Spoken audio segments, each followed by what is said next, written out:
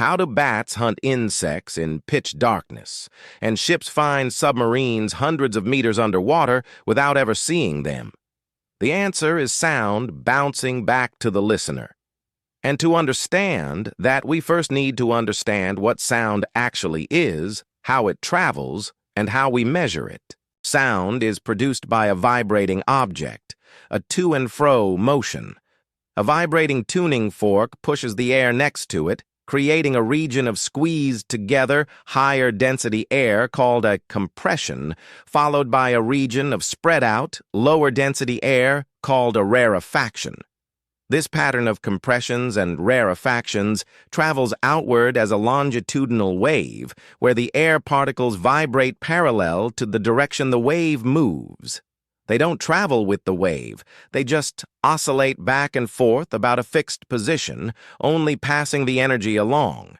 Because sound needs particles of a medium to push against, it can travel through solids, liquids, and gases, but never through a vacuum. The vacuum bell jar experiment proves this. As a bell rings inside a jar and air is pumped out, the sound fades to silence, even though the bell keeps vibrating. No medium, no sound. This is exactly why astronauts on a spacewalk cannot hear each other directly. Space is a near vacuum, so they must use radio waves instead, which are electromagnetic and don't need a medium at all. Sound also travels at different speeds depending on the medium, fastest in solids, where particles are packed tightly and pass vibrations quickly, like about 5,000 meters per second in steel, slower in liquids, and slowest in gases, about 340 meters per second in air. Now, let's measure the wave itself. Wavelength, written as the Greek letter lambda, is the distance between two consecutive crests, or two consecutive compressions, measured in meters. Frequency, written as nu, is how many complete oscillations happen every second, measured in hertz.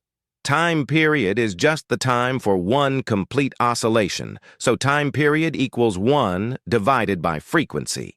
These three connect through one key equation. Speed equals wavelength times frequency, v equals lambda times nu. Here's the part students often get wrong. In a fixed medium, the speed of sound does not change. Only wavelength and frequency trade off against each other. Let's use the equation. A sound wave has a wavelength of 2 meters and travels at 340 meters per second. Find its frequency. Rearranging, frequency equals speed divided by wavelength, so 340 divided by 2, which gives us 170 hertz.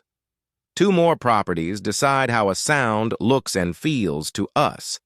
Amplitude is the maximum change in density from the average during a compression or rarefaction. A bigger amplitude means the wave is carrying more energy, and that energy is what we perceive as loudness. Frequency, on the other hand, decides pitch. A high frequency sounds like a shrill, high-pitched whistle, while a low frequency sounds like a deep rumble. It's easy to mix these two up, so remember. Amplitude and intensity are about loudness. Frequency is about pitch, and they are independent of each other. Human ears can only detect frequencies between 20 Hz and 20,000 Hz. Sound below 20 Hz is called infrasonic, and sound above 20,000 Hz is called ultrasonic. Both exist in nature, we just can't hear them, though bats, dogs, dolphins, and elephants can. For example, if a sound has a frequency of 25,000 Hz, that's above 20,000 Hz, so humans cannot hear it. It's an ultrasonic wave. Just like light, sound reflects off hard surfaces. When a reflected sound reaches your ear late enough to be heard as a separate, distinct sound, that's an echo. And the human ear needs a gap of at least 0.1 seconds between the original sound and its reflection to tell them apart. At sound's speed of 340 meters per second, that means the sound must travel to a wall and back within that time, so the reflecting surface needs to be at least 17 meters away, since the round trip is 34 meters. If reflections arrive too close together, faster than every 0.05 seconds, they overlap into one prolonged, blurred sound. That's called reverberation, common in large empty halls. This reflection principle also powers real technology. Bats use ultrasonic echolocation to hunt in the dark, and ships use sonar, sending an ultrasonic pulse and timing its echo to measure ocean depth or find submarines. One thing to always remember with sonar: the time recorded is for the round trip, there and back, so you must have it before finding distance.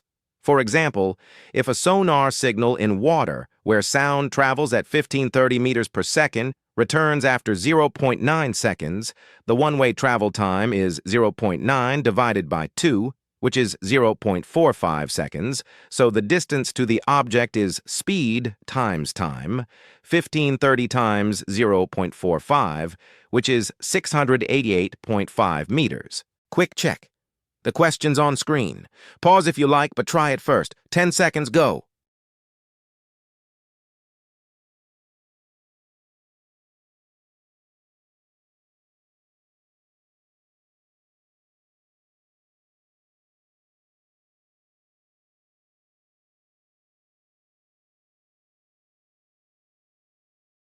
A sound wave has a wavelength of 4 meters and travels through air at 340 meters per second. To find frequency, we rearrange speed equals wavelength times frequency, so frequency equals speed divided by wavelength.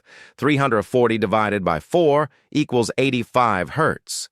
The answer is 85 hertz. Sound is a longitudinal wave that needs a medium and can never cross a vacuum.